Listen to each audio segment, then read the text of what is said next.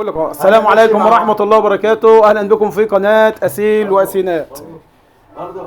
معانا النهارده فزورة عايزين حلها. تمام. معانا فزورة عايزين حلها ان شاء الله. عمتك أخت أبوك. تمام. عمتك أخت أبوك. تمام. خلي ابنها يبقى لك إيه؟ خلي ابنها يبقى لك إيه؟ يبقى ست. ها؟ يبقى هي ست. عمتك أخت أبوك. ايوه. خلي ابنها يبقى لك إيه؟ ست. ها؟ ست. خلي ابنها يبقى لك إيه؟ عمتك أخت أبوك. خلي ابنها. خلي ابنها بقول عمتك أخت أبوك. خلي ابنها يبقى لك إيه؟ عمتك أخت أبوك. ستة. خلي ابنها يبقى لك إيه؟ ها؟ عمتك اخت ابوك. خلي ابنها يبقى لك ايه؟ باخوها. باخوه. لسه عمتك اخت ابوك.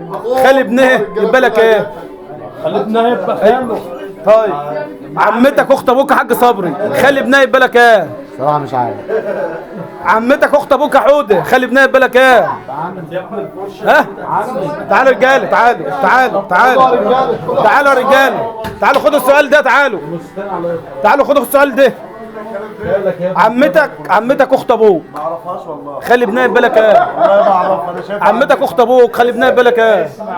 عمتك اخت ابوك. عمتك اخت ابوك. خلي ابنها يبقى لك ايه؟ عمتك. صح كده. تعالى بقى قول انت اللي جبت الحل الوحيد. تعالى والله انت اللي جبت الحل. تعالى عمتك اخت ابوك يا رجاله. خلي ابنها يبقى ابوك انت. ابوك انت على طول. خلي ابنها يبقى ايه؟ ابوك والله.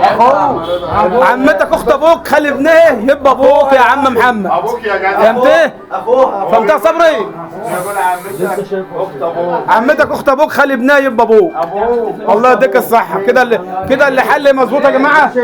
كده الحل مظبوط. ها ده بفكر انت اهو. عمتك اخت ابوك. خلي ابنها يبقى لك ايه؟ بس كده. اللهم صل على النبي. كده وصلت. عليه الصلاه والسلام. طب يلا النقطة الثانية. طيب هنقولها بقى. تبقى ديت لوحدها والفزوره الثانيه هتبقى لوحدها ان شاء الله. هتكسب فلوس. هذا والسلام عليكم ورحمه الله وبركاته.